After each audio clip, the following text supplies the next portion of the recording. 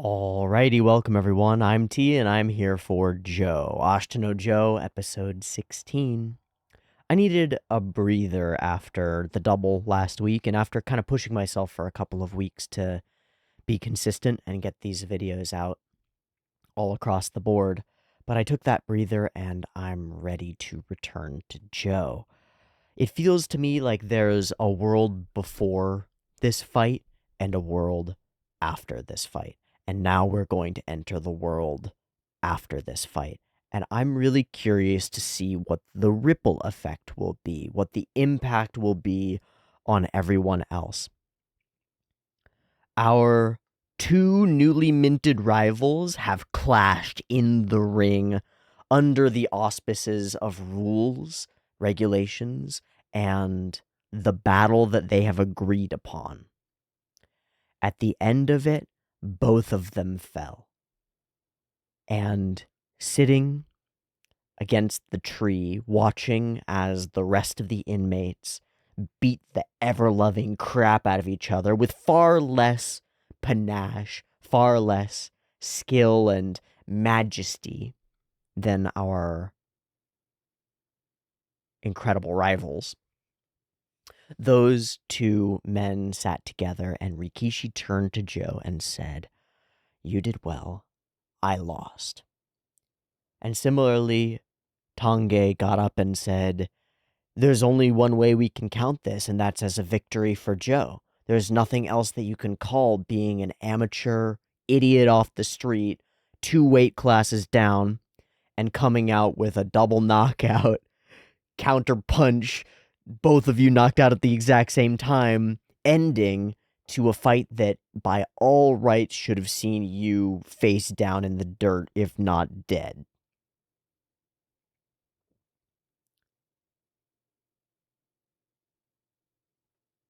Where does the road go from here? How do these two characters head into the future with their paths intertwining and intersecting sometimes, occasionally, maybe? I don't know. Given the weight classes, it's not as though they're going to rush into competing against each other again. And given the place in the story, it's not as though we actually have the opportunity to, see that soon, at least chronologically. There's much more time to be spent here in prison. So I think that's where our attention will turn next, is to this prison and to the effect that this match, that this boxing experience is already having on the inmates. I mentioned before that they're all beating the crap out of each other, and they are, and it's changing them.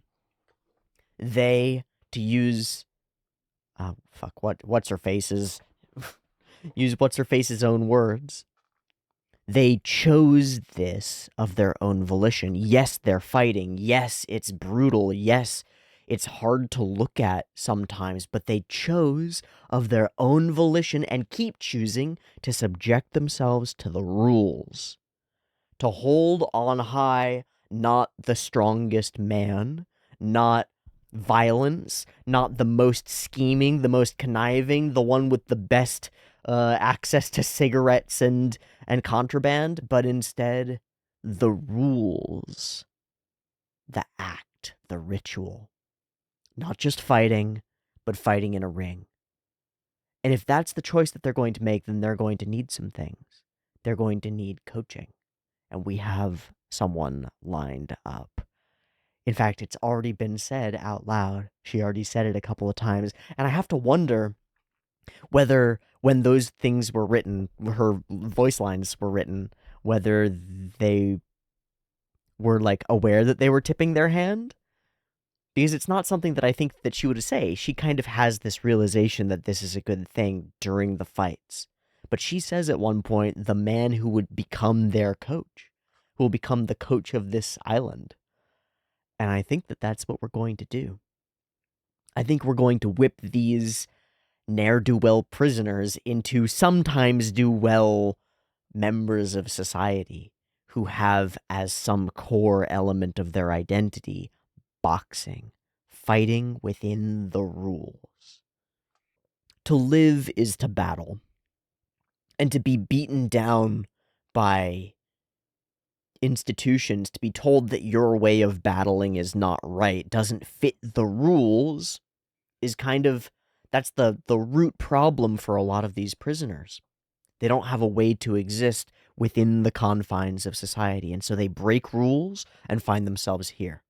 What can we do to get them back into the confines of society? Carve out a place within society that does have rules, but allows for, encourages the underlying, the unrestrainable, the animal, the heart of the lion, the eye of the tiger, you know? The violence, the brutality. We can't crush it out of people. It doesn't work. Would that it did, you know? It would make things a lot easier if, like, violent punishment actually worked, but it doesn't. This, though, this is something. There's something that is universal about it, too. It can reach down to the lowest of the low and raise them up, but it can also elevate people who are already idealistic, who already have their mind in order somehow, engaging in the activity, the squared circle, this paradoxical place where we put bounds around the unbounded, where we put rules around the unrestrictable. It's like a burning heart, but within a cage. Yeah? It still burns. It can't burn out of the cage. It's held safely so that it doesn't burn everything around it, but it still burns.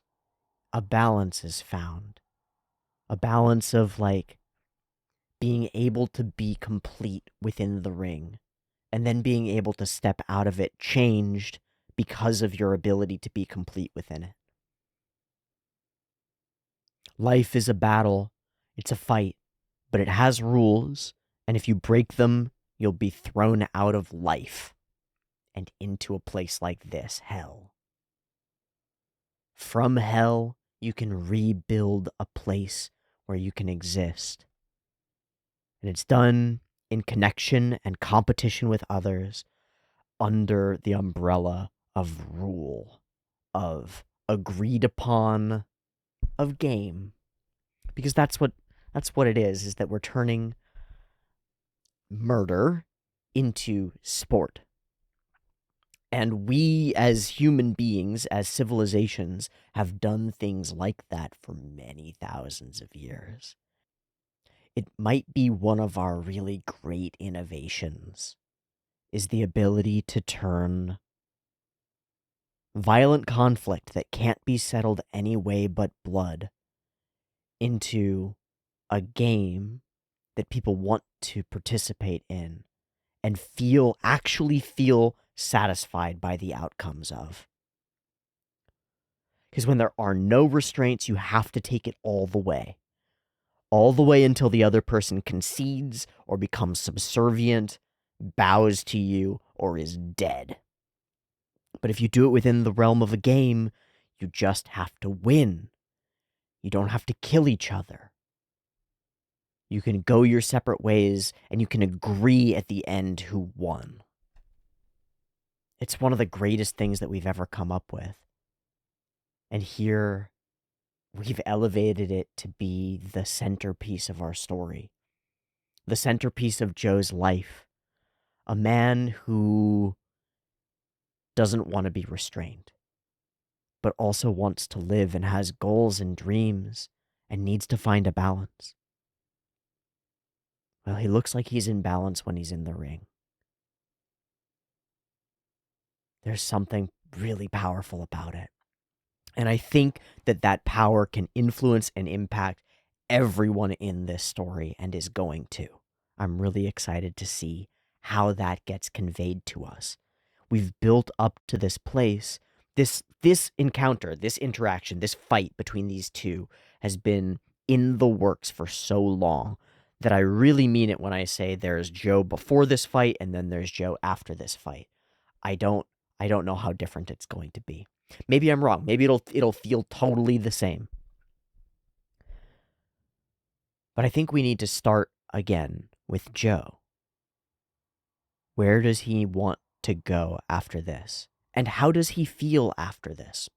We had a couple of facial expressions from him, and we had what Rikishi said, but we haven't gotten Joe's own words. We don't actually know if he feels satisfied by this battle. We don't actually know if this fulfills him. We know that he's going to keep boxing. But why exactly? Up to this point, he hit this wall and bounced off of Rikishi when he was first beaten down by him. He escapes the prison for a moment, realizes that these letters, this information, this knowledge from Tange is what he needs to help him overcome that wall. And he's gone back and climbed over the wall. At the very least, he's seen over the other side. He knows what it feels like to be a capable boxer. He's still won and lost, right? So maybe it's in that uncertainty where Rikishi says, you won, and Tange says, you won, but Joe doesn't feel like he won. Maybe it's in that not quite connectedness that Joe will find the need to keep going. I don't know. I'm really excited to find out what's in store for us in Ashita no Joe. It feels like we have solidly concluded the first arc, the first chunk, even. So what's next? I wouldn't be surprised if the next episode focuses entirely on Tange training boxers across the thing and organizing boxing training and doing lessons and stuff, with maybe some sprinkling in of how Joe, now a little bit of a senpai to these others, like maybe how he acts when he's not the only one doing it this way, right? Will he take it as an opportunity to be boastful and overbearing and I'm too cool and too good at this? Or will there be some humility and some willingness to train with others, to work together for each of our own individual, growth? Because that's what you get in, a properly oriented martial arts gym or a fighting gym, is you get people coming in not to stroke their own ego, not to show how many punches they can land on all the opponents, not to beat up some smaller kid at the gym, but for their own personal growth and to facilitate the growth of others if possible, right? Like, oh, we're going to train, you want to spar, you want to mess around, then we'll do that, and the purpose of it is that you'll learn from me and I'll learn from you, and we both are elevated by this process. The battle between Rikishi and Joe elevated both of them. So if we can become conscious of that, if we can become conscious of that as a way forward, actively, intentionally engaging with other people who are as good or better than you, showing them what you've got and letting them show you what they've got, without getting your ego wrapped up in it, without feeling like you need to beat them or show how good you are or whatever, is the way that both of us, all of us, grow. And if we can orient toward that, I think that would be really fucking cool. But it sounds, even as I'm saying it, completely antithetical to the person that Joe has been for 14 episodes. So I don't know how he's going to operate inside a place where other people are learning too. Where he's not just king of the hill, leader of the gang of little kids, Joe doesn't lead gangs of his own age. And there's reason for that. What's next for Joe? And what's next more broadly for Ashita no Joe?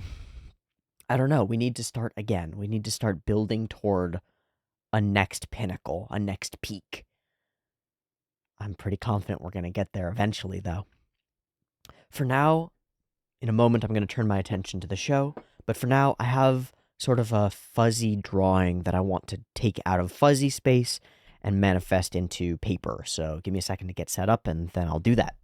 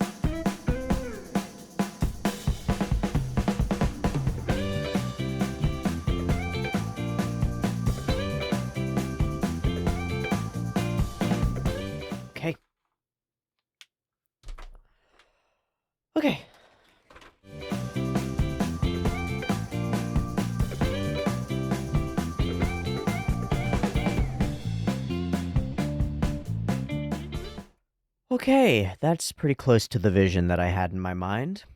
The elements that I wanted were the ring at the top of a mountain, a path, a long and winding path leading there. And I think there's another version of this where it's two paths. Maybe, I think at one point I drew something that might have been for this show, it might have been for something else, but there was like one very rigid path and one very tangled one. I think that might have been for Joe. That image and this image are connected, I think.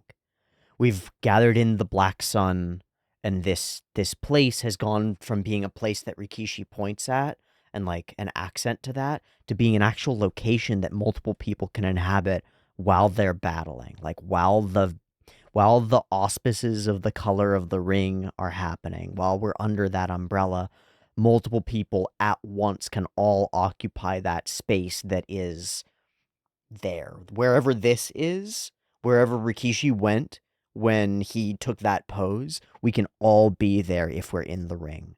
We just have to climb the mountain to get there. That's the vision.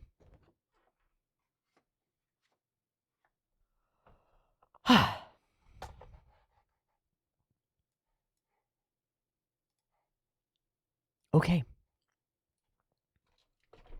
Let's see what their vision is. And when I say they, I mean they are characters in the show. What do they want? Where do they want to go with this?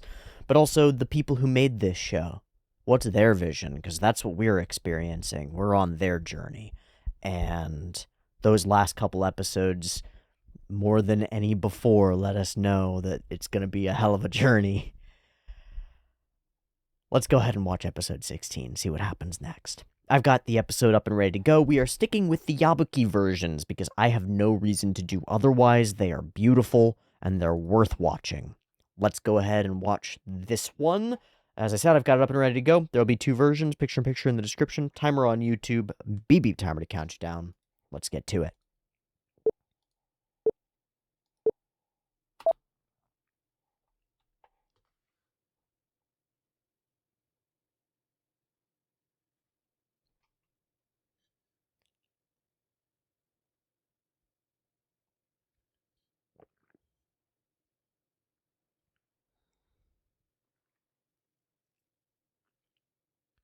Make sure everything's recording.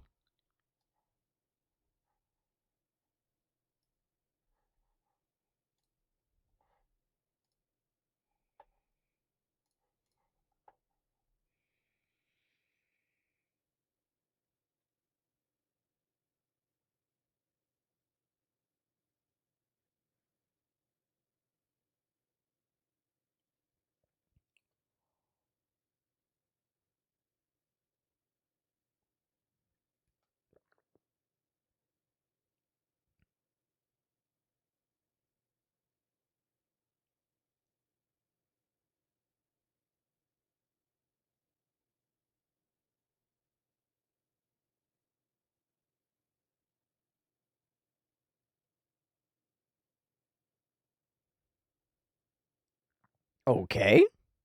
Oi, shoy. Oi, shoy. Wait, we're back at home? We building stuff? Are they gonna build a ring? Oh, it's a sign.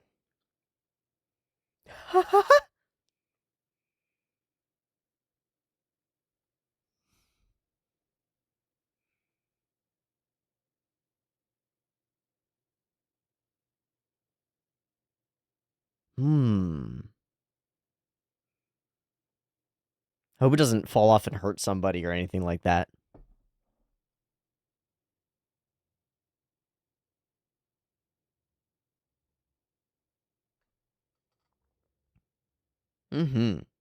Okay, your idea. You got it, buddy.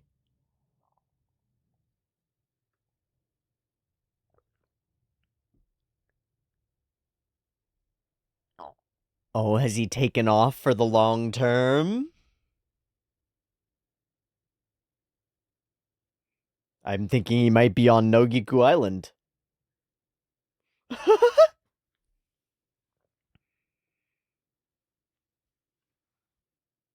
Without us?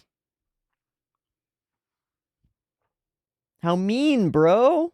Oh, and with an ally. Yeah, lying to children. Good start, good start.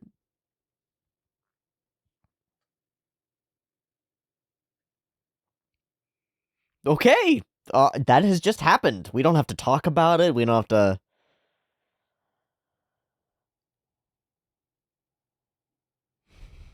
There's a strong difference between the way that he sees her and the way that Yabuki does. Mm-hmm.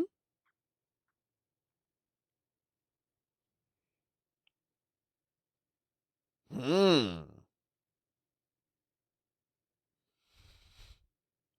I have done nothing in comparison.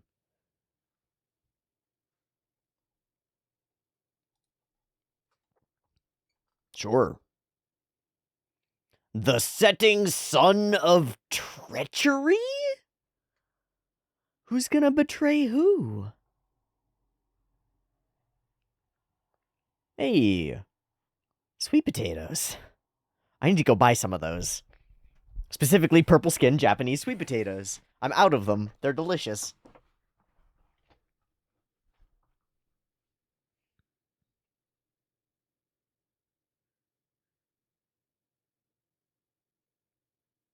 Hey, at least we've got this thing to look forward to.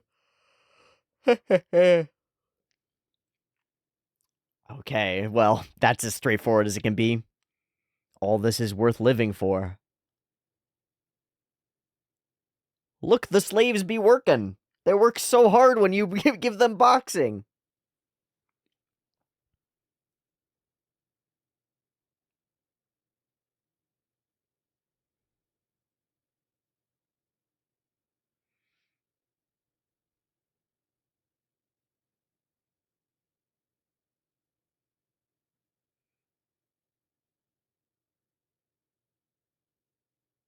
He's hunting for Joe.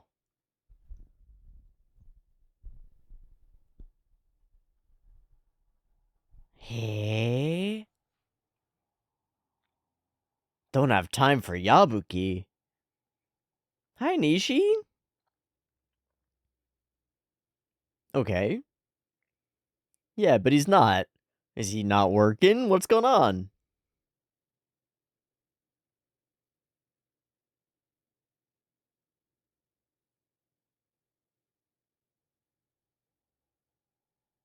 Is he training? I think he's training. I think he's training his hands.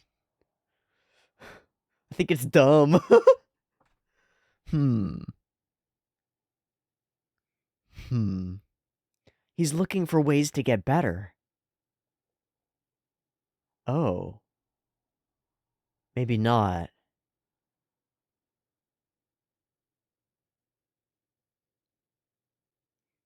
He's like a man possessed. Motivation? I'm not sure.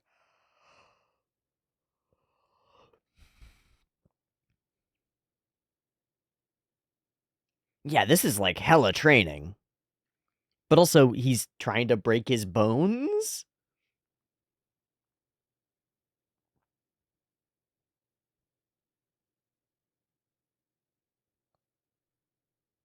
The what? The what?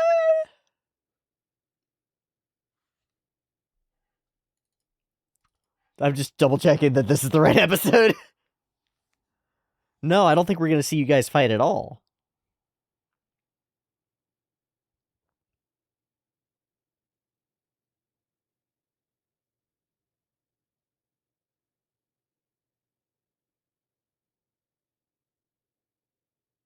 Is that not it?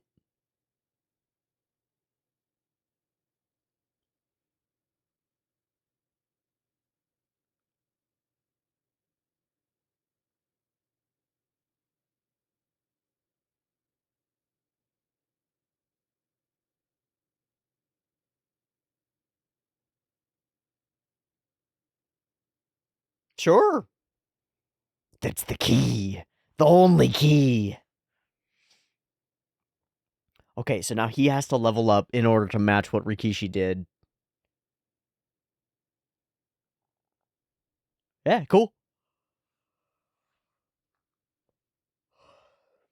I wonder if Rikishi's doing his own weird ass training thing.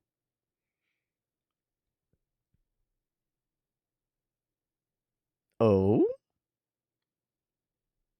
Yeah, man, that's why you need a coach.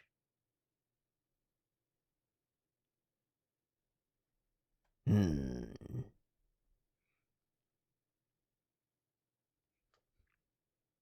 That's the right fucking attitude, finally.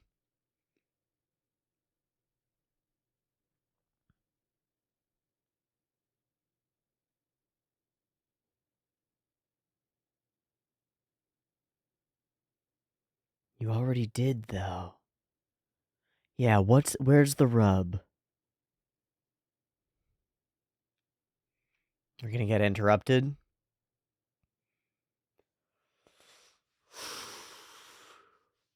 I wonder what he was gonna say there.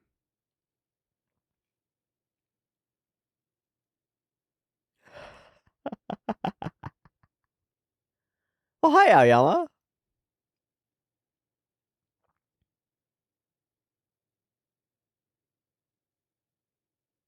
Little dude. Oh! Somebody else is gonna grab them as soon as you reach for them. Yeah, wrecked. My guy. He was doing fine.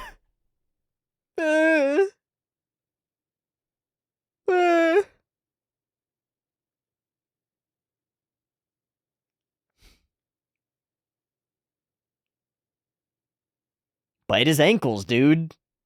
Bite his ankles, ankle biter. Okay. Without a coach, though, things are gonna get hairy. Because these people are not social. Or sociable, you know?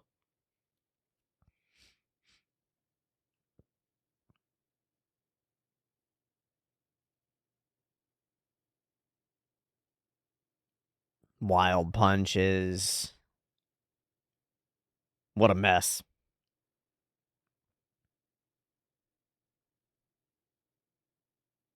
He's got a job now, though. Is that what he's gonna see as betrayal?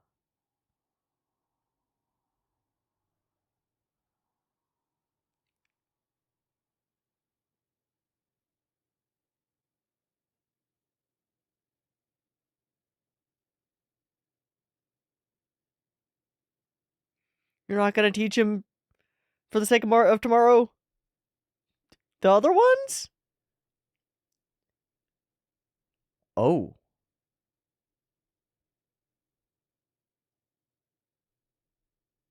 Oh, you're chilling. I don't need to focus on you.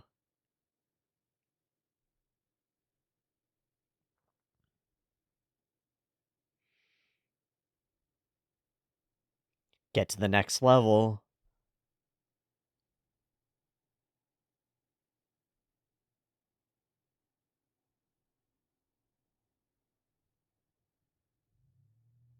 No, he's super serious. Yeah.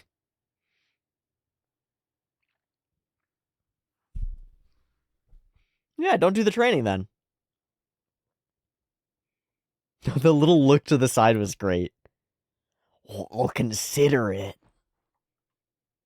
Our power dynamic has shifted completely. Because the whole time, Tange was running after Joe, like, Joe, learn the stuff, learn the stuff. He will completely take it as betrayal.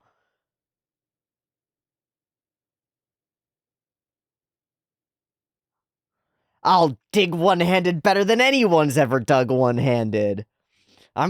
He's gonna break his hand. I'm gonna dig so good.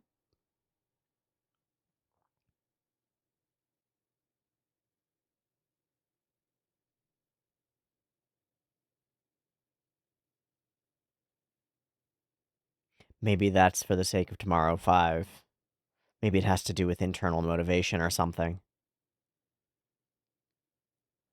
Stretchy. Okay, they seem to have been given some instruction.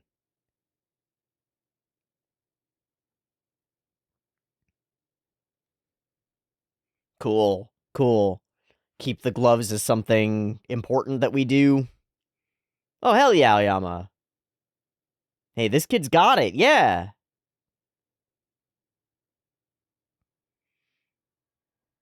Boom, boom. Please don't break the sandbag, Rikishi. We all need the sandbag, Rikishi. Please don't break the sandbag, Rikishi. We know that you're a honker of a chonker. We know that you're a very strong boy.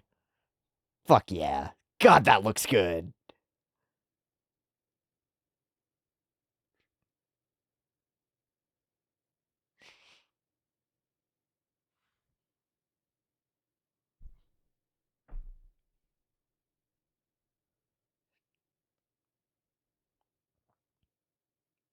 He's training too.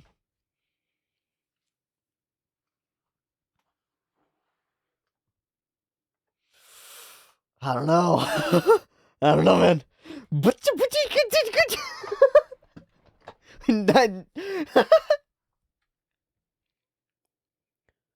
Oh,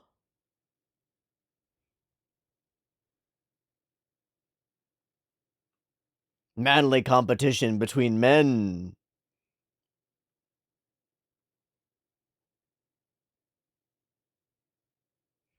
Oh. Ooh. Ooh. We've got a different ideological difference between them.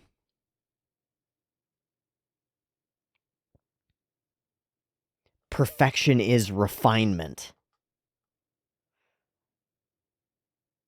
But I was an animal in the ring that time. I have to be restrained. Oh, but now I'm bursting. Yeah. Dude, he's been lit on fire. He's been lit on fire.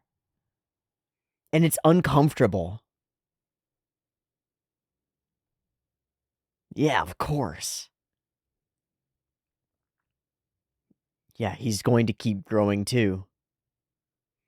So we got the one on opposite sides doing the thing, doing their crazy training. Here we go. Here we go. We're in it now. We're in the after now.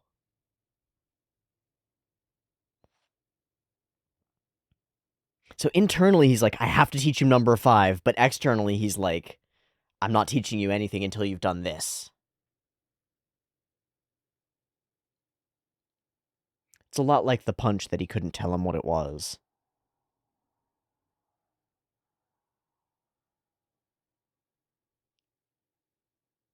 Oh. Boink! Boink!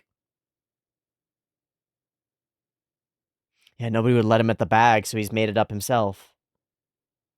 He's got the motivation, yo. He just needs Tange.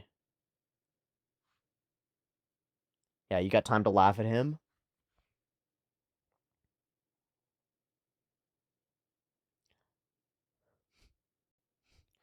Poor kid.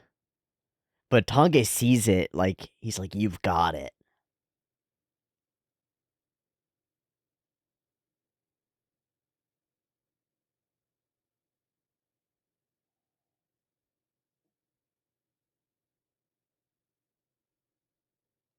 There are weight classes. Huh? Cool. He's got it, man. Here's our main character. Fuck Joe. And yet he's bursting with emotion, you know?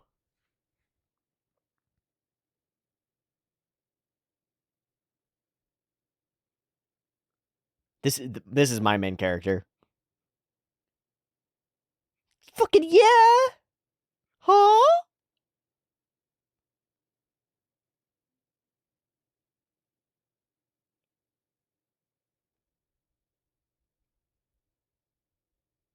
All of the yes, please.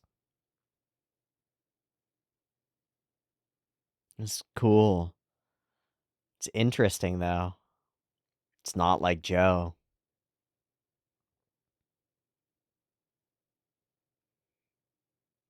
How's that progress going, Joe? Got a big smile.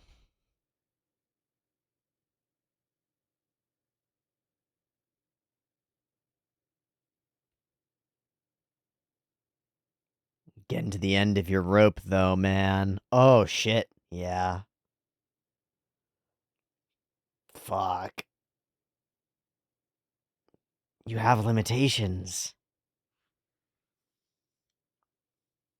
There's a point at which you stop growing and just start destroying yourself. Oh!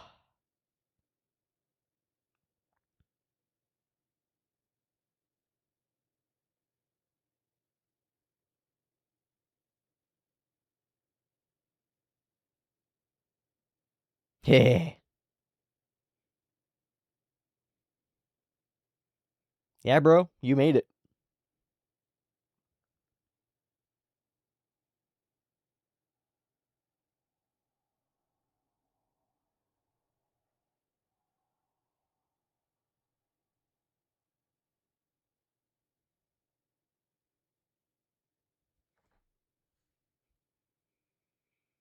Here's the setting sun.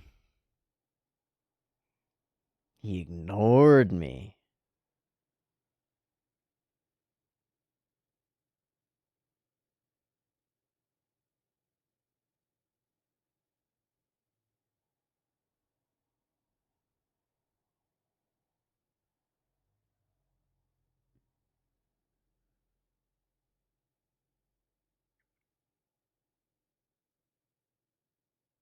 No. Hmm?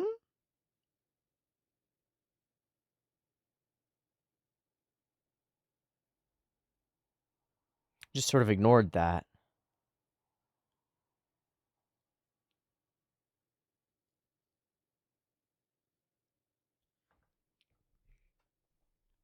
Goddamn, Rikishi.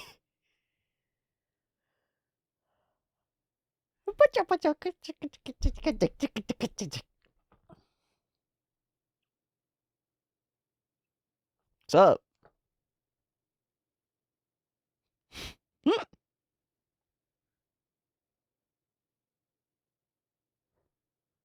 Mmm.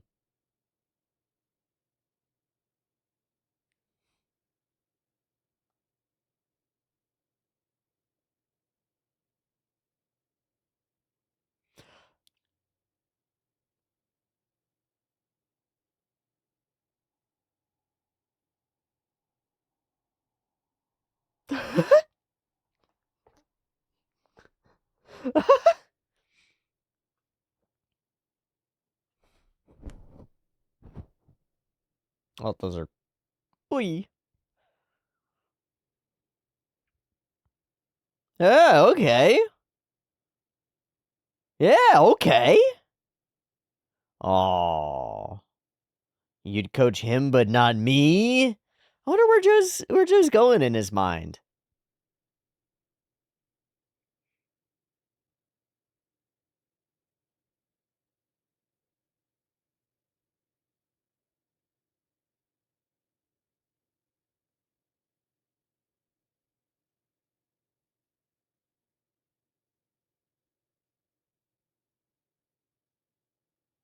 He's fully ignoring him.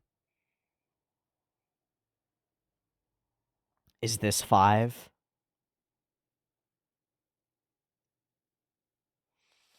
What are we doing here, Tange? Me.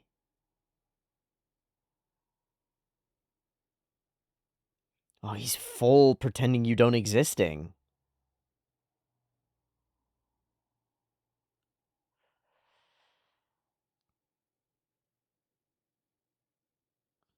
This is loss.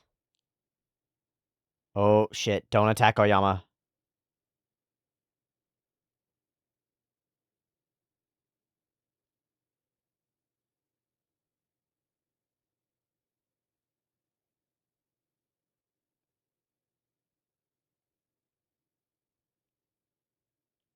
What a change. Ooh.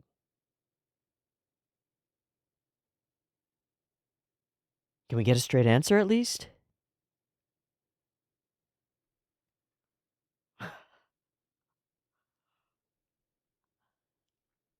Fuck. Yeah, this is a lesson, but it's wrapped up in the worst way.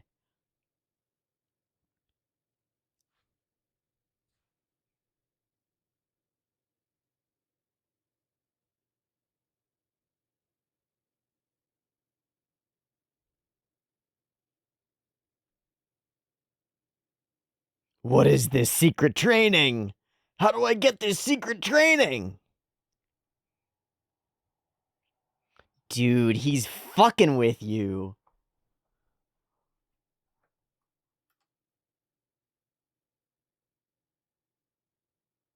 Poor Aoyama is getting pulled into the middle of this too and getting used.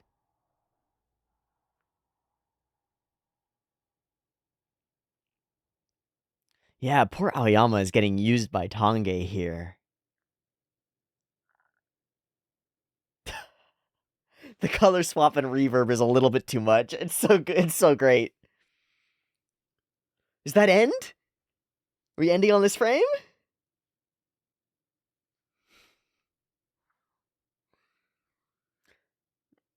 So now Tonga is telling us why he's doing that and what it's going to turn into.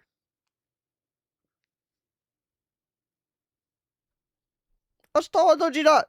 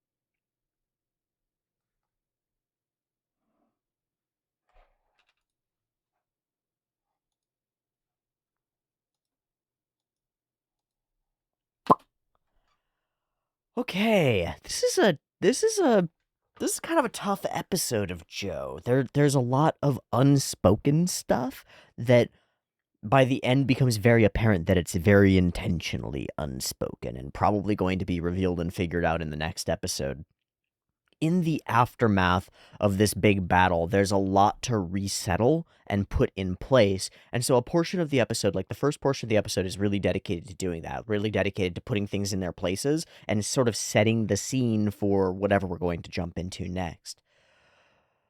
Now, the puzzle pieces on the board have been moved around a little bit. The kids are back at home.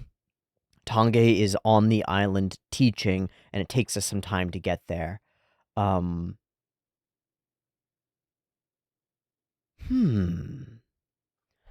Let's go ahead and run through it. And then I'm not sure whether I'm going to leave this episode here or watch the next one immediately. I think there's a case to be made for both of them. One to just settle into the vibe of what's going on now, and the other to like get some fruition off of the mystery that's been built up here in terms of the way that Tange is treating Joe. It's like super obvious that this is the lesson. It's just not, and this is really, it's cool writing, it's not obvious what that lesson is, which kind of sucks. Like, it's not fun to be in the position of, like, being taught a lesson and nobody's telling you what's actually happening. Like, you know that people are manipulating you in order to alter your behavior and you're supposed to be learning something from it, but they won't just explicitly say to you, you need to do this on your own. Like, you have to learn XYZ. You have to learn what jealousy is like. But sometimes, like with the counterpunch, if you let them know what it is, then it doesn't work, right? Like if you tell Joe, hey, don't worry about it. I don't actually care that much about Aoyama. I'm just doing this to make you jealous and to make you realize how important coaching is. Then Joe just goes, okay, I won't get jealous. Coaching is really important. I'm going to wait for this lesson to be over and then I'm just going to chill. The reality of it, the feeling like he's losing his one road forward, which is through Tange's teaching, is the important part, I think. But because of the way that it's done in show, I'm like, it's not clear. It's unclear. Oh, the kid's putting up the fan club office is so cute. And this whole scene is just to introduce the fact that Tange is gone. Bam, wham, and here we are. This is my job now, so I should keep it separate, which sucks that we're pushing the kids away. My duty is to be a boxing coach now, and it's all thanks to you. Shiraki, that's her name. I really like the way her hair looks here. It's super pretty. That's it. So we say, thank you so much for all you've done, Miss Beautiful Shiraki Yoko, angel from on high. All the same stuff as before, right? But internally, she has changed dramatically. What Joe said to her and what she saw during that fight has impacted her seriously. And the portion where she stared out to sea and thought about it is not just lip service or just a passing thought. She's actually changed her opinion and her way of being because of it, which is pretty cool. It reveals to us that she is not just like a narcissist who benefits out of the adulation of others, but is actually trying to accomplish those things and is able to see when one thing works and another thing doesn't and change her course, which is cool. It elevates her as a character and as a person. Thank you so much for what you've done. Actually, it's the fight between them that taught them how to box. That's what it is. I have done nothing in comparison. What I've done in providing goods and services and money and stuff can't inspire that way, right? I can provide fuel, I can provide torches, but people need to light the spark or touch their flaming heart to the fuel that I've provided. So, okay, heading in, Tange's internal idea, this is so cool. I just realized how we make this work, how we make the confusion happen, right? Because we get a direct road into Tange's internal dialogue where he says, guess what, Joe? I'm coming and I'm going to be doing everything that I'm going to do is going to be about teaching you. That's what he says right here, right? Wait for me, Joe. Starting today, I'll pound boxing into you with everything I have. Literally, everything I have is dedicated to Yabuki Joe. So then why is it that when he shows up, after he goes and he finds Joe, he starts doing other things that are very clearly and directly not Joe? It's because those things are actually about Joe, right? The fact that he's not paying attention to Joe is paying attention to Joe. It is coaching Joe. But how is unclear. You need to know and remember 4 and 5 will be difficult at first. We get an explanation of some of what 4 is. It's about your wrist strength and you're improving your snap and all of that. But you figured it out on your own, so I don't need to worry about that. And I think that means he's jumped directly to teaching you number 5. The thing that makes the most sense is some degree of internal motivation. Something like the belief that every time you're not good enough, you can come to me and I'll have the one weird trick that scientists hate, right? That will help you win your match. Like, we understand that that's part of the mangaka's style of authorship, but that doesn't seem sustainable in world as an idea, right? Tange needs to present himself as a valuable coach, but not as like the hoarder of a bunch of secret lessons that if you get these secret lessons, you become better and without them, you can't. There needs to be some like internalization of the thing, I think. But I don't know. The setting sun of treachery. Hell yeah. Sweet potatoes. Everybody's working. The tone of everything has changed. It's okay. Don't worry about it. Forget the fact that we're doing forced labor. It's all fine. We at least get to hang out and do boxing later. Take a look. Our slaves sure are acting great. So, there are layers to that.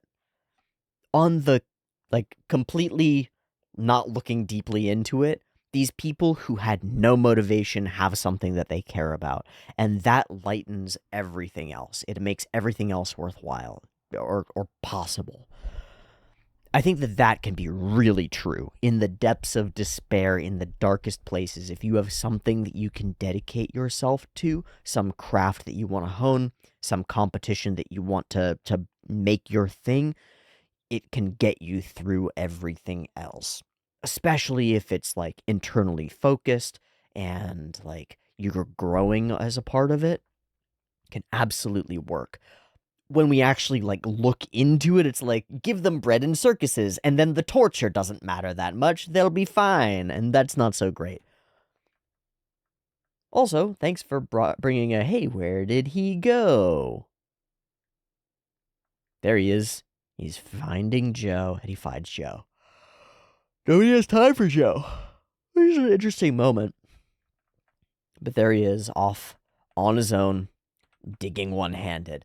I love all the animation around the one-handed digging. The wrist pull, the slow thing, the ka-cha! The way they're all pieced together. Oh.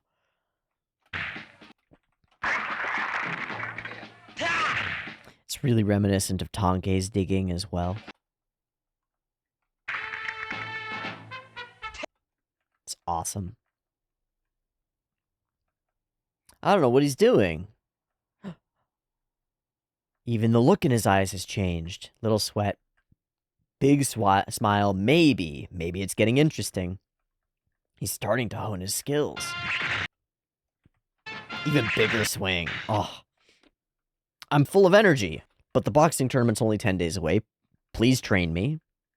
And I see what you're doing. You're training your wrist strength. That's right. Joe doesn't respond for a second. There's like a little awkwardness to it, but I don't think it's intentional. Rikishi kept connecting with these twisting punches. I saw it, and now I'm going to take it. I'll make it mine.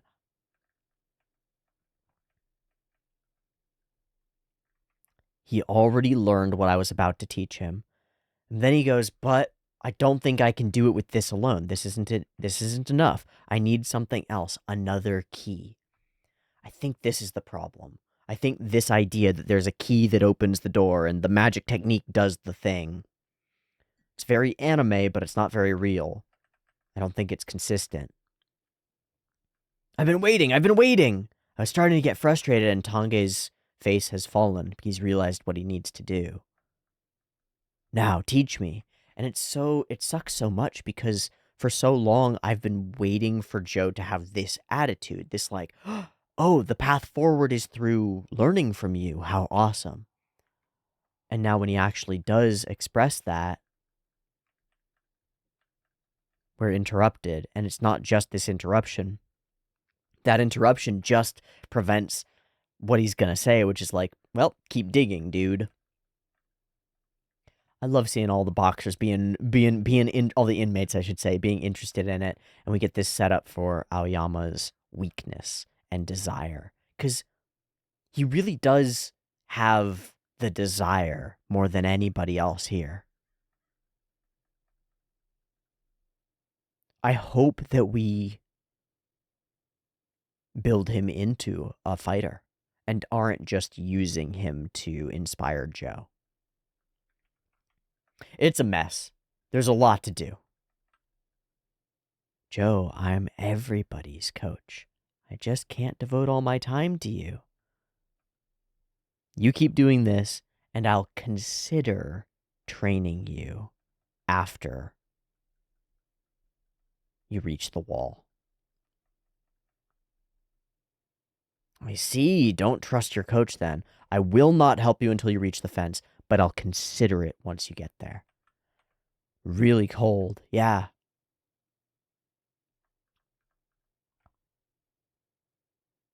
I'm not special?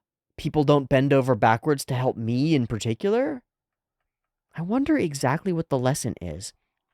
And then Joe's internal response to this is like, I went so far. I lowered myself to ask you for help, and you would turn your back on me? Like, how dare you? It feels like betrayal to him. Even though it's not. It's just like a negotiated interaction. It's just straightforward. What the hell is that attitude? What the hell is yours? I don't know. He goes for it, and he goes for it, and he sees Aoyama, and he gets the idea. Rikishi Punch in the Bag is so goddamn cool. We get his soundtrack in. The animation for it is gorgeous. He's posing all throughout, just being the gigaist of giga chads, you know? You're gonna take him down so easy. Yeah, that won't happen again. No, that's not it. That time I lost because my mind was clouded by emotion. I must be pure. I must be pure and clear. It must be boxing, art for the sake of art, for only for its own purpose and for no profit, for no victory, no internal desire, only for the sake of the art. Yeah, okay, man. You don't hate Yabuki anymore? That's not the vibe, man. That's not what this is about. I lost because my mind was clouded because I was full of hatred. In the boxing ring, there should only be refined, calm, honed techniques. This thing that we do inside the ring is so different and so much better than fighting. It's still fighting, though. Boxing is an art form. But here, this is the important part. Rikishi has to formulate a new sense of self, a new identity, and a new understanding of boxing that puts him at odds with Joe again for the purposes of the story. It's not just a hatred between men. It's that boxing means something different to me than it means to you, and that's what I'll fight you about. I will fight to embody what boxing means to me. To be an emblem, yeah? To be a symbol. My guy, you're already a symbol of so many things. Good for you. But this is really interesting. This is the narrative setup that I think we needed. As fast as possible, calmly and precisely. I'm reminded of Symphogear, fast, straight, short, direct. Whoa, so cool! That's what boxing is all about. It's about becoming a perfect fighting machine. My fighting spirit has changed. It's exploding from the bottom of my heart. He's been ignited all over again. Now it's like an ideal worth fighting for, too. Before, it was like he'd been needled, and Shiraki had been needled, and he was like stepping up to fight back against Joe in some ways. Retaliatory. Now he's fighting for his beliefs, kind of. And it's cool. It's freaking gorgeous, you know? As expected, he won't stop growing either. He'll become even stronger now. And so off on one side, we've got Rikishi growing internally and growing more. And off on the other side, we've got Joe hammering away and growing with a stupid, weird training method. And right in the middle, Tange is withholding something. But it'll take more than willpower. Now more than ever. And it's so crazy because he goes the full cold shoulder, and then I need to teach him internally. And this all lets us know that what's going on is a part of that. It's just confusing. Great scenes. Big smile, too. 5 is going to be tough. It's going to be ruthless, but don't you lose. Okay, so he goes and he gathers up Aoyama. Hey, Aoyama, you like boxing? Yes. Well, you're a little small. No, it's different. I believe I can be a boxer. If I'm wrong, then I'm sorry. He's got a little fire in him. So, do you want to try it then? I'll coach you. You have some talent. I really hope that he means this also. Because clearly he's using Aoyama as a means to an end. But that doesn't have to be all of it. He can be using him as a means to an end and be treating him as an end in himself. And then it's okay with me. If he doesn't think Aoyama can be a boxer, and what he's teaching him he thinks is going to be empty and not worthwhile, then I find this really hard to forgive as a choice from Tange. But if it's coherent, if it's both sides of the thing, if it's both that Aoyama can really do it, and Tange really believes in him, and that this serves as useful for inspiring Joe, then that's 2 birds with 1 stone, and I don't think there's anything wrong with it. But there is this little something else there. I love this pan up. It's like endless valleys or mountains. It's just the nature of brushstroked paint on a cell, you know? But we move up, and this great divide is actually just the trench that he's been digging one-handed. Just you wait, old man. He's bleeding. He's really straining. He's pushing so hard. If there's one thing that Joe has, it is dedication to Like when he's incensed. When he's on fire, he will burn until he's burned out. It's such a great scene. We can tell that he's right at the edge of what his body will take. And then clang, it clangs into the fence and it's victorious.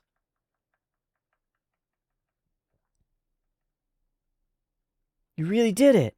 All right, so the old man should have no problem. Well, I don't know, man. He's doing something weird. And we get really intricate with the shadowing on the face and the sunset hues as we move toward the next scene where there are some more intricacies on the face and where we do the color swap and stuff too. I don't care who it is. He's just bored with me. He's just waiting for me, right? Like, he must just be waiting.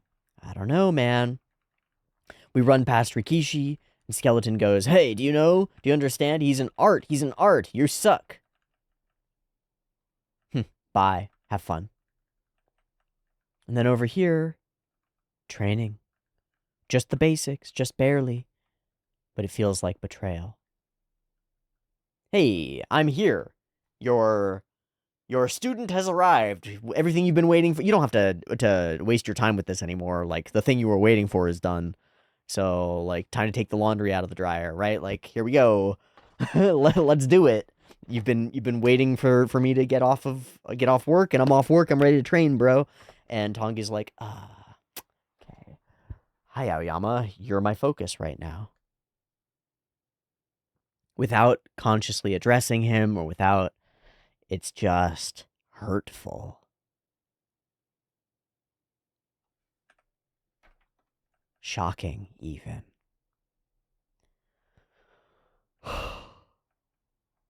It's getting annoyingly noisy in here. Is there a fly in here? I have things to teach you. You're really good. Oh, you're so good. People do this kind of stuff semi-unconsciously with kids, with their children, with playing favorites, and with kids in school all the time. And the response, it's just brutal. It's absolutely destructive to the person inside because you're like not seeing them. Hey, whoa, hold it. He jumps in, and he's jumping in. He's like, okay, I guess what I need to do is be more open. I'll be open. I'll be honest about it. I actually need you. I'll admit it. Okay, so come back. Teach me. Come on, please. I need you. Please, don't make me beg. I need your help in so many ways. I even finished the digging. Look, why are you doing this to me? Why are you treating me this way? And his attention is out on Aoyama. So we leave Joe, again with the really distinct shadows. Hey, don't worry. If you do my training, you won't be afraid of Joe. He'll have nothing on you. You'll be better than him. He'll be weak. I'll prove it to you. Huh? Don't worry. No problem. Don't worry about Joe. And so we leave Joe in the blue, betrayed, his coaching going to somebody else, his only road to victory taken away from him. And that's where we fade out. And that's where we, I think, have to transition to watching the next episode. Wasn't on my bingo card for the day, but that's what we're going to do. So I will see you in just a second for the next episode of Ashita no Joe. Peace. All right, it's episode 17. Let's go for Joe. Beep beep timer.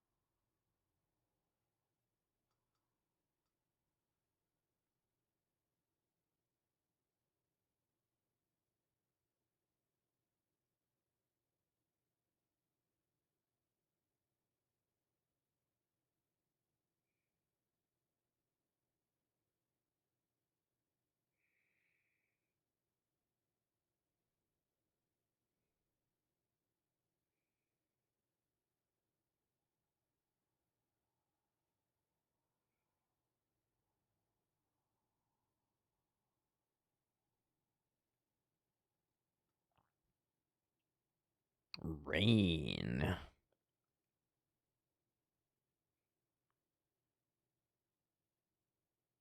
Alone in the middle of a storm. Cool. Great title. Marina. Nope.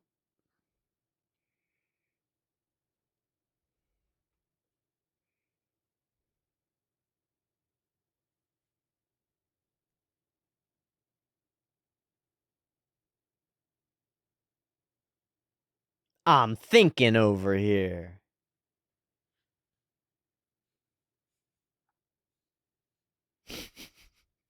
Pretty high and mighty there, dude.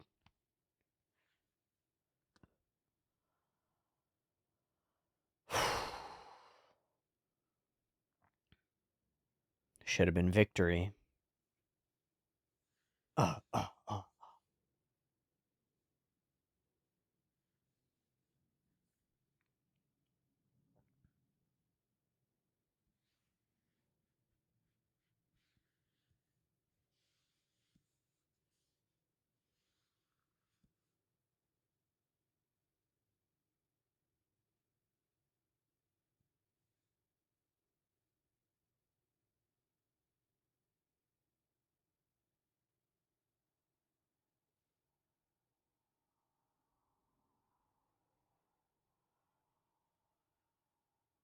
Not gonna make any friends this way, Joe. Is that the point?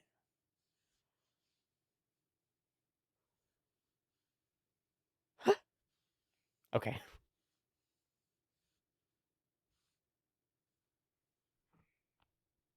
Oh. Island.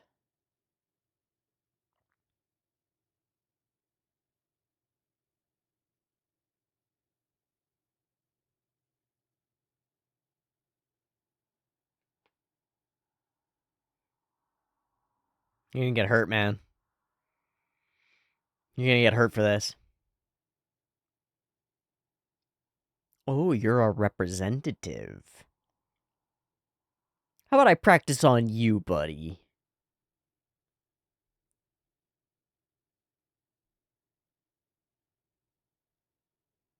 Yeah.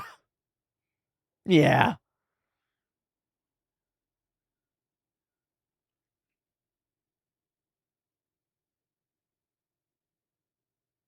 Done talking? Done talking. Anybody else?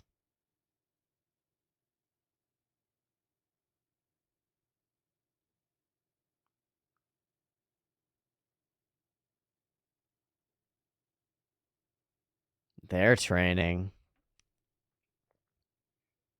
Really training. Oh.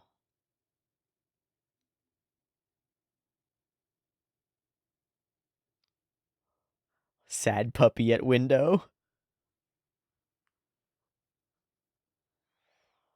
Oh. Not for you. Oh. I don't care. I don't care anyway. It's not like I care. Okay. Yeah, maybe don't fucking make fun of him. He's gonna kill you, skeleton.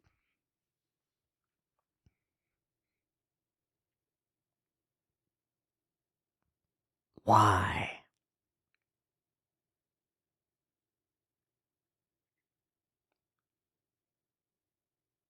We got a gym now.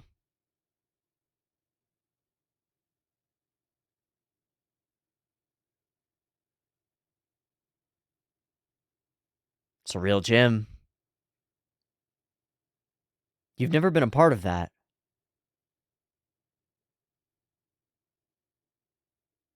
This is new.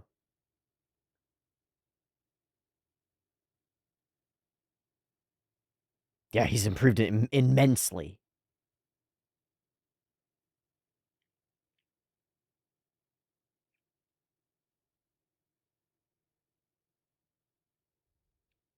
He's just gonna ignore you.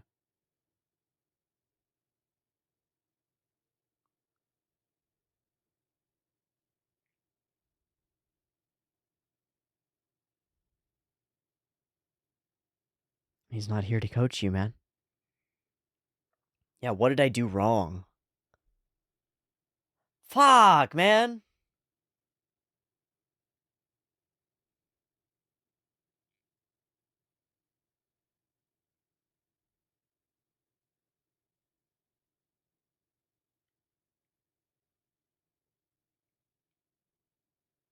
Wow, the flashing lightning. It puts a different expression on Joe's face. Whoa.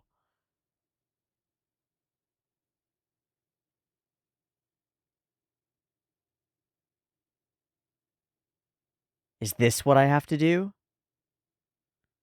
He's just experimenting in every direction.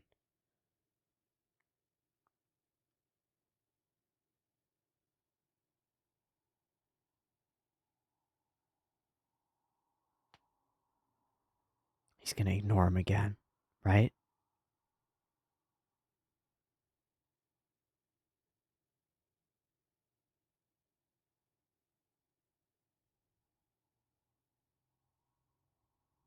Okay, he's talking to him.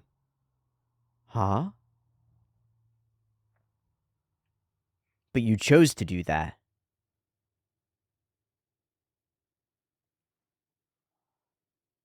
Whoa.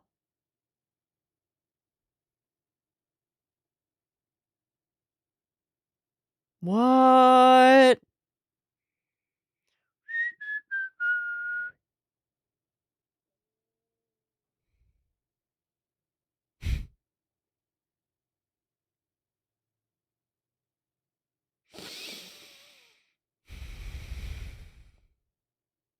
He's a wolf. He's not a stray dog.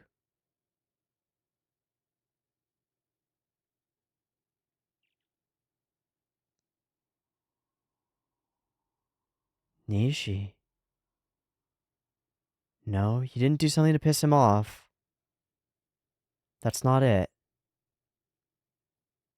You see, are those the for the sake of tomorrows?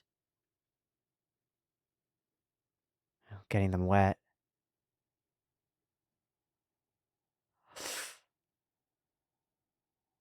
Fuck. Whoa.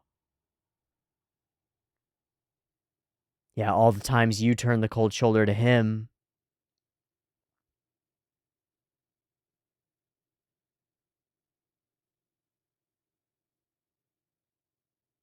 Oh, he can't tear them up. We keep that.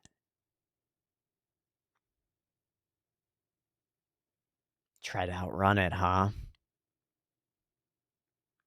Maybe a scream? Is this like the run on the beach, but it's the other way? We're in the rain, we're in the water now?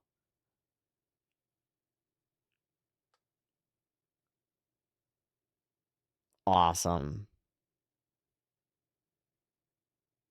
Okay. Okay.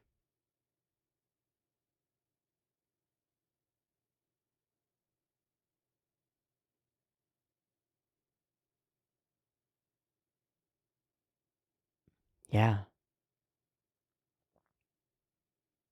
You can get burned.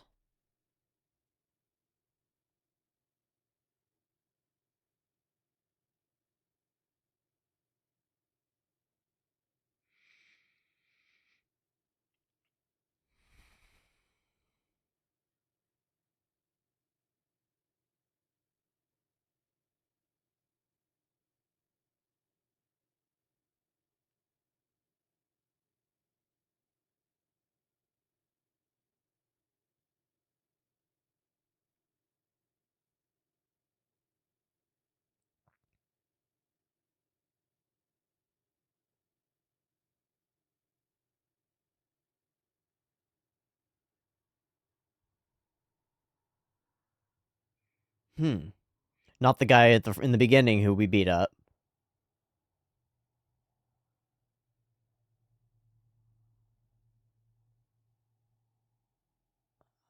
Huh. Beat him up before he could face Aoyama. Aoyama beat him up? The monster is born.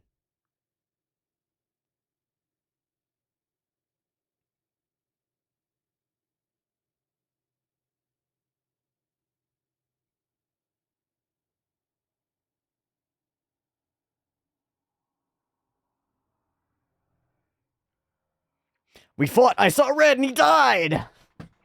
All right, Aoyama. What the fuck? What are we doing here?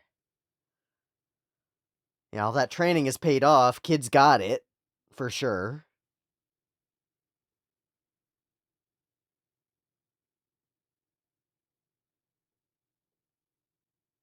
Now he's going to be in the tournament. And you can face him down, probably. Okay, I was like, that can't be the end of the episode. No, it's just the mid-roll. Okie dokie. What will Dampe say, I wonder? Oh, those are some crazy faces. Alright,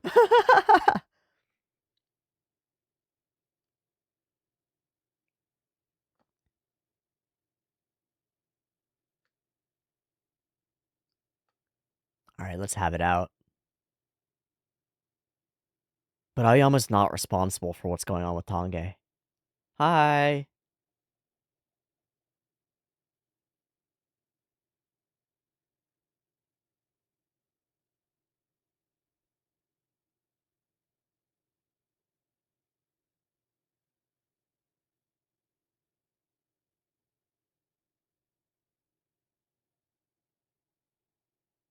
Hmm.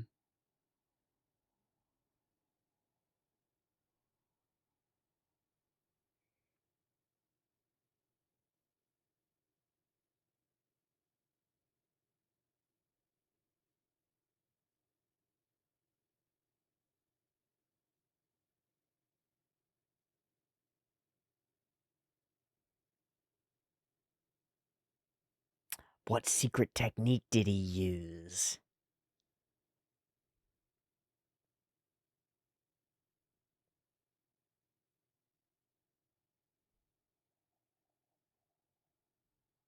Nishi. Not on your side entirely.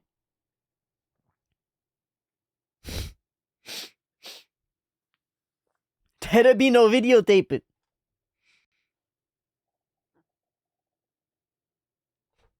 Great. Helpful.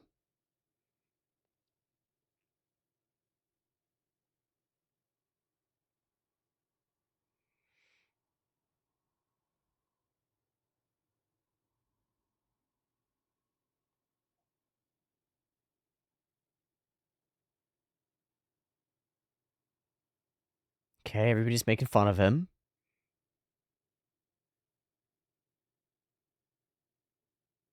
No, I will not go easy on you.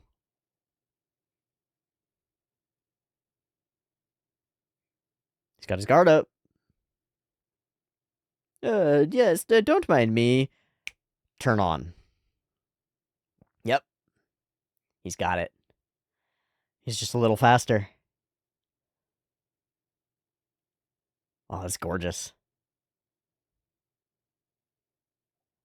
Whiff, whiff, whiff, empty air. It's just like Aoyama's frantic series of punches when he first got into the ring. Damn.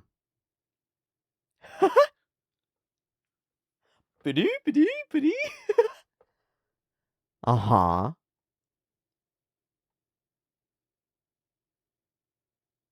So we stopped watching and that's when it happened?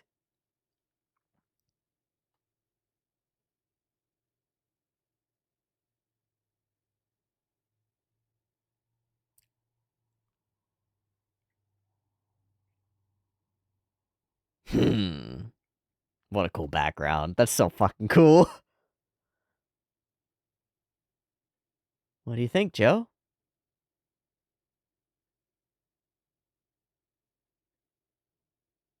You could do that. No response.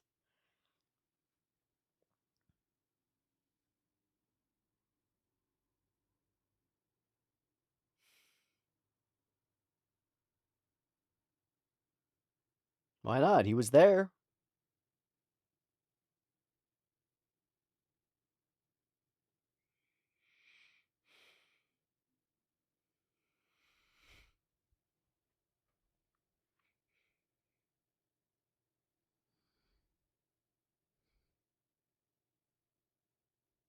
Hmm?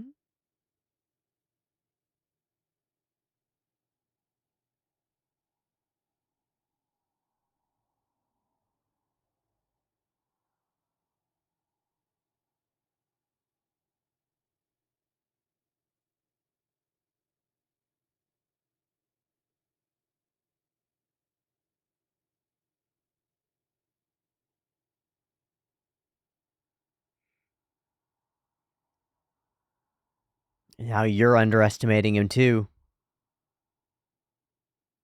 Like, what if he's actually good?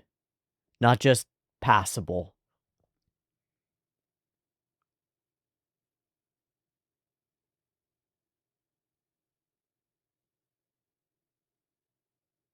Hmm.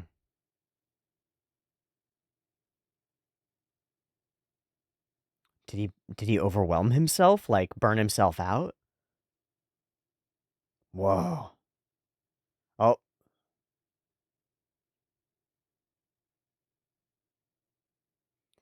waiting for the opportune time, striking in the right way, but I don't get it. I still don't get it.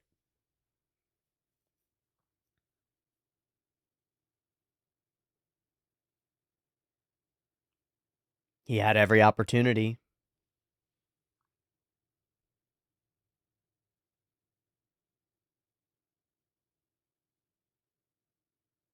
You might lose to him too. What are we doing here? We just had a revelation inside of Joe. Like max level understanding of something.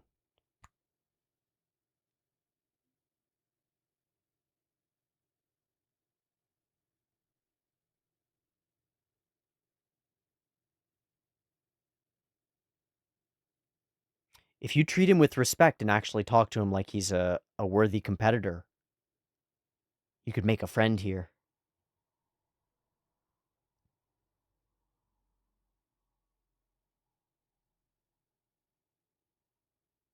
He punched him in the face with his fist. Has he been instructed not to speak to you as well?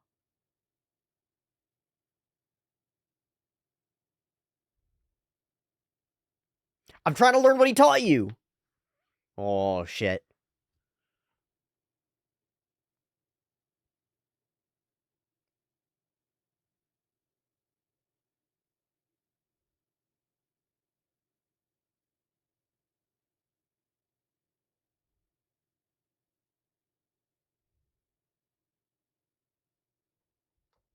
Yeah, we are fated enemies, potentially.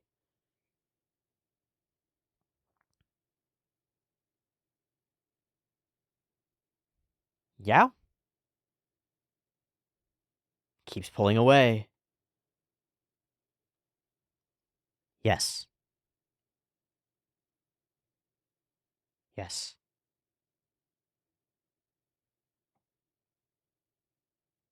But why? To piss Joe off.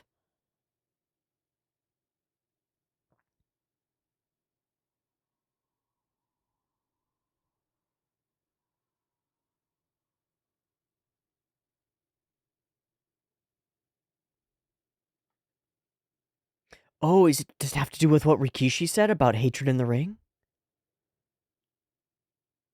Yes, he does.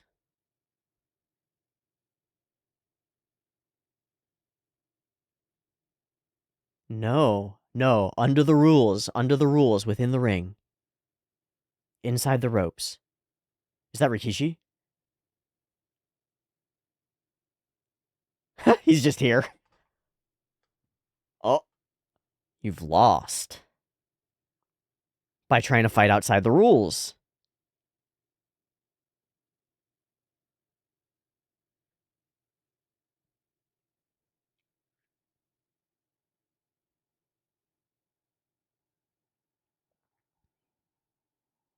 How shameful. Just like ours, settle it in the ring. Ugh.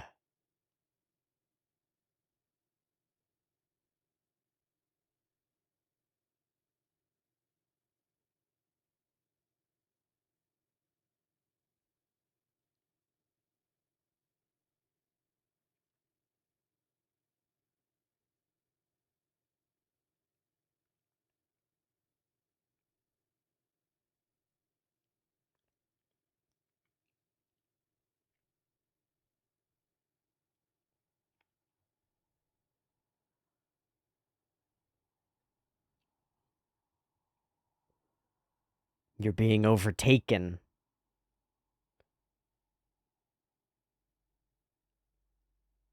Kind of like what happened with Rikishi and you.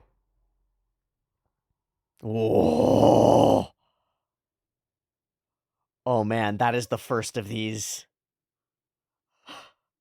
Did you see that? Did you feel what I feel from that? The big angle, the color swap. That's Kill a Kill.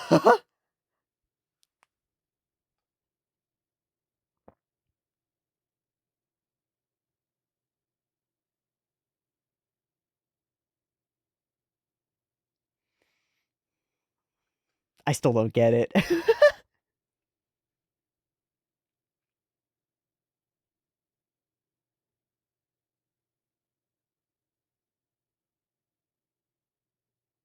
Alone in a storm. Ooh.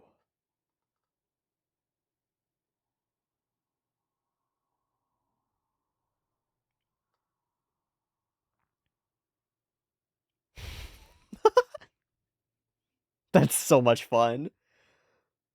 And full fade out, right? That's so insane. Okay, hold on. I can't I cannot look at this. It's gonna spoil way too much. I know. Something something Aoyama. It looks like we are actually gonna get the fight in the next episode, maybe.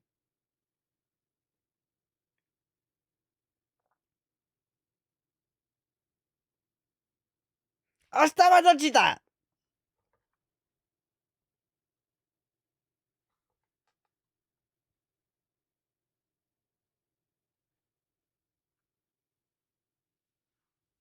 The stray wolf of yesterday. I knew that I'd pulled that from somewhere. You're a stray dog. And something in me was like, no, he's a wolf. He's a lone wolf. He's not a stray dog. But he is a stray dog, too. Stray dog without a master who's been abandoned.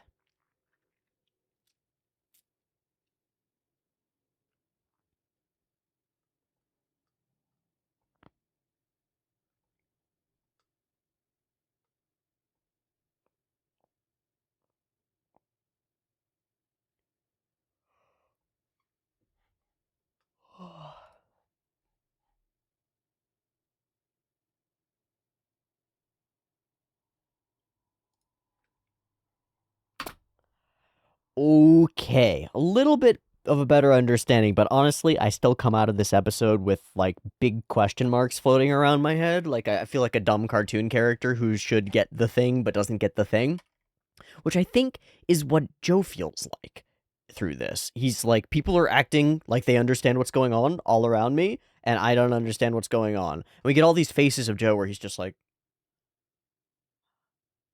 rocked and uncertain. It's a very strange place to be in. Because Joe's always so sure of himself, you know? He's not here. Not in this episode.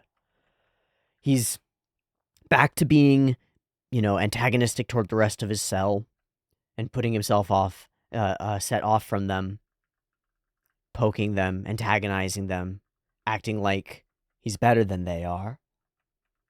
And internally, he's racked with confusion. He's replaying and ruminating on these scenes. Like, I did this thing, and then I went over there, and he was training Aoyama, and then we talked, and he left me, and we drop into here. And I actually want to jump back to the previous episode here really quick. Because I felt like those scenes, yeah, I thought that the backgrounds of these scenes were all, like, gray-blued out, and they are. Okay, but in the next episode, when we get those backgrounds, they're gray blued out on the character faces, but those are offset by the backgrounds retaining their color. So it's like, it's very different and it feels very strange and really interesting. Hey, shut up, everybody. Well, I guess Aoyama's being trained by his coach, so let's go mess with him. You're representing our cell block, so you should probably go and compete. And we run him over to the wall and beat the shit out of him, get our violence out, right? I really like this cut with all the fabric moving. It's like crazy. And then horrifying. Like that is bad. We get all these yikes. But even this, though there's padding in between, this doesn't destroy him and put him in the hospital, Ha ha ha. Ha ha ha. And Joe drops back into this laughing, like, ha ha, I'm so great vibe, but it falls away really fast, too. As soon as he's reminded of what's really going on. They're out there and they're training for real. We get this moment. Whoosh. Emo Joe. He goes out and he goes walking, makes his way to the gym, and it's like, this is not his space. He doesn't fit here, at least not yet. All these people are training and bettering themselves, and Joe's kind of like looking in at them like, what are you all doing? This is all weird.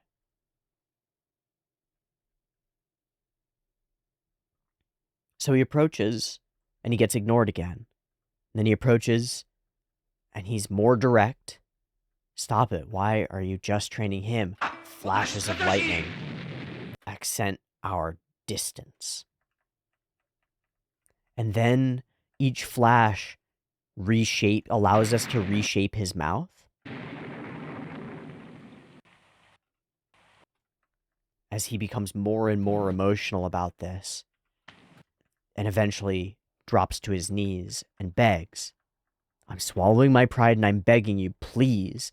We get these faces from Donpei where it's like he realizes how much this is taking out of Joe. And it's as though Donpei is trying to walk right up to the threshold of what Joe can take. He's worried about him. Like, that's what I read from his expressions, is that he's worried that this is going to hurt him more than he can come back from. But that if he doesn't, he wasn't the right person to be training anyway. Like, he has to get through this.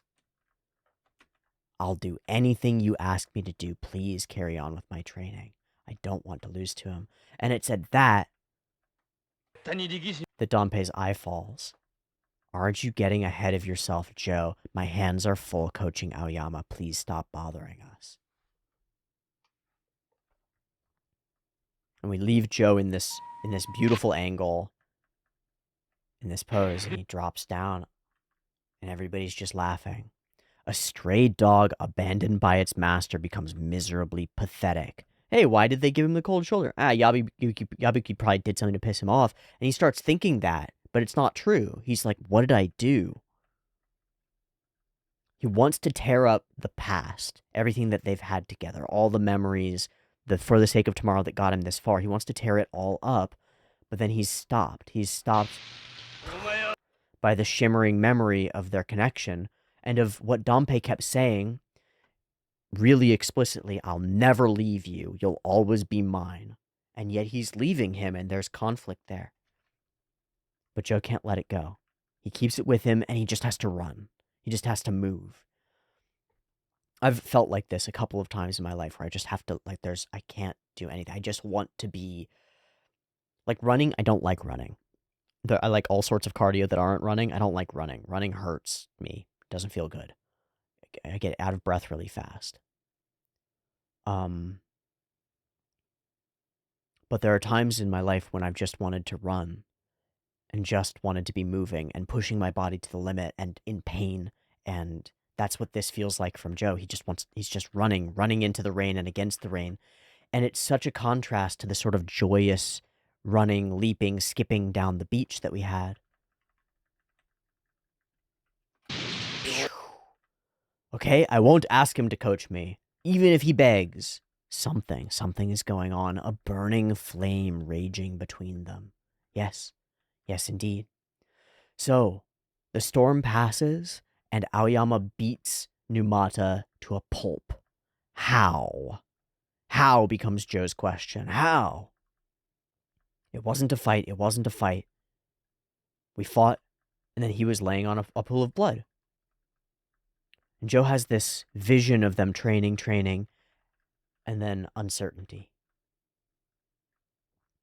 So Joe enters this space with Aoyama in the corner. Aoyama leaves. Joe doesn't speak to him. There's no communication between us. He just watches him leave. What the fuck happened? Somebody tell me what happened. He tries to beat it out of people, but Nishi, of all people, steps in. And from above, it's like, hey, you're being too harsh. Also, none of us saw it. So we warp to it, and Numata is swinging and swinging and swinging, and Aoyama is dodging and dodging. And this set of cuts is so gorgeous. It's got that sort of flow to it that a couple of the cuts in the core fight had in it, which makes me wonder if Dazaki drew some of these himself. Don't know. Avoid, and he sure does tire himself out. He kept dodging them as though he were cognac pudding. Okay. So I wonder if the metaphor here is what do you do to fight an opponent who doesn't fight back against you? Right? And also, how do you learn to be an opponent who's non-reactive, but also non-initiating, who doesn't fight back, right? Who just lets the energy flow at you. In a twisted way, that's very similar to what Danpei is doing in words and actions. Joe keeps coming after him, and Danpei keeps pulling away. And the more Joe pulls after him, the more Danpei pulls away. Without emotion to it, without retaliation, without pushing back, he just pulls away. And Joe keeps pushing forward.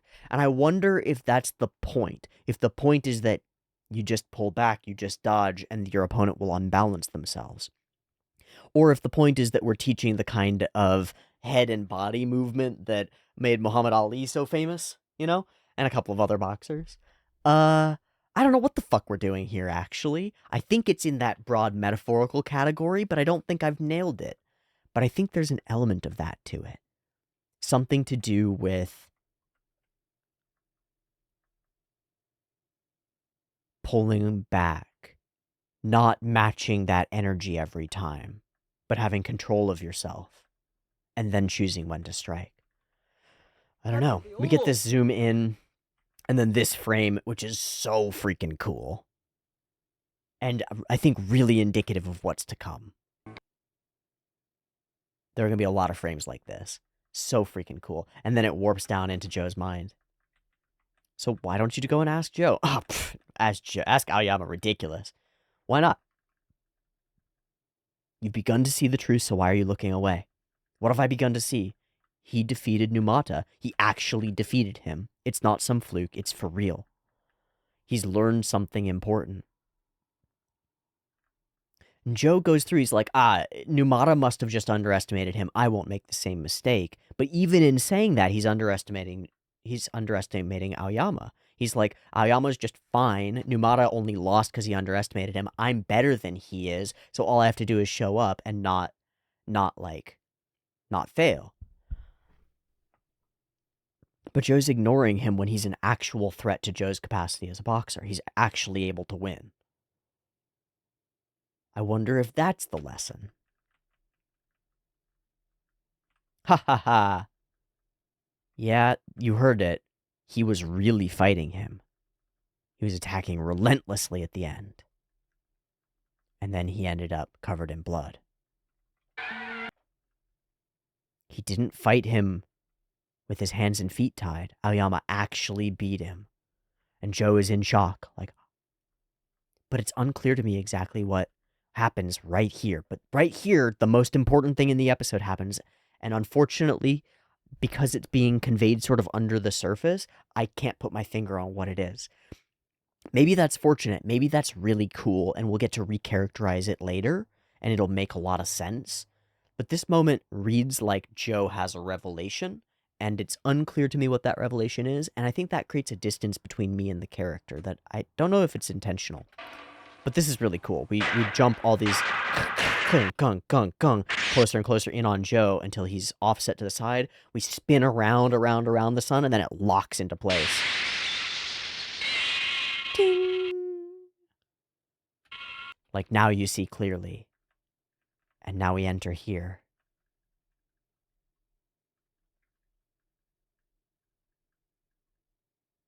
Nonchalant, what did you do? Well, it's weird of you to be asking. I'm just doing what I was taught.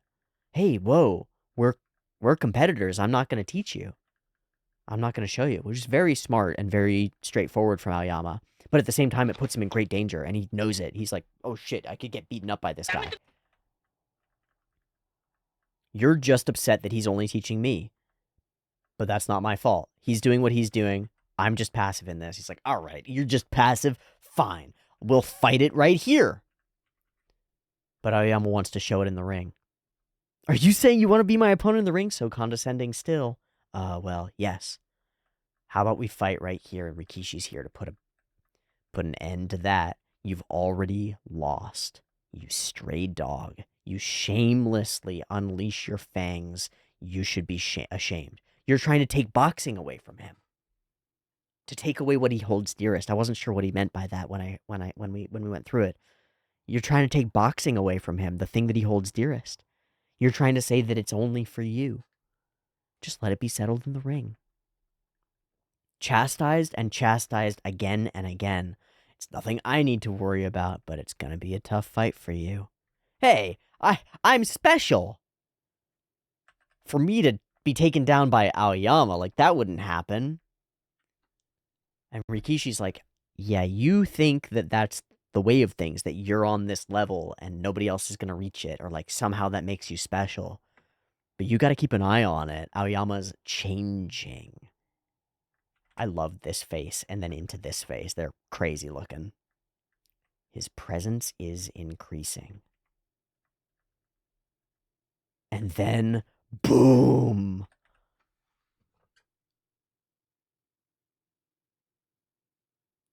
With a big old coach behind him. What a frame. You're facing against the real power of Danpei. A part of what's being shown and said here is that Danpei can take even someone as weak as Aoyama, and if they have the dedication, can turn them into a real competitor. So now you have to face against the terror of a real coach. But I gotta accent our little talk about this frame. This frame is Kill la Kill, like, all the way through it. Is so much of Gurren Lagann all the way through it. Is so much of the style here. This is not a postcard memory, yeah? But this is an accent frame that's like crystal clear Dazaki style. It's dope as fuck. And then we're in warped space over here. Make sure you don't get beaten up before you get the chance. Later. And we leave Joe in the blue, empty despair alone again. Next time, we're going to find out what happens in the ring, and maybe find out some answers to this weird conflict that's brewing between Joe and his coach. Maybe it'll brew into some kind of delicious soup, but for now it's just brewing, bubbling, creating turmoil and resentment and uncertainty. What an interesting place for the show to go. What an interesting lesson, whatever it is, for Danpei to impart on Joe. I wonder what it'll be and how it will actually affect Joe moving forward. I think we'll have to wait till next time to find out. Thanks so much for joining me for this week's episodes of Ashita no Joe. I hope that you enjoyed them, and I hope to catch you next week for more. Yeah, it looked like, I saw the first frame of it. It looked like there were boxing gloves, and it looked like it was in a ring, so I think we're going to actually move toward the tournament come next time and see what has happened in the interim. Thanks so much for watching again. Catch early access on the Patreon. Otherwise, I'll see you right here on YouTube for the next week. Much love. Peace.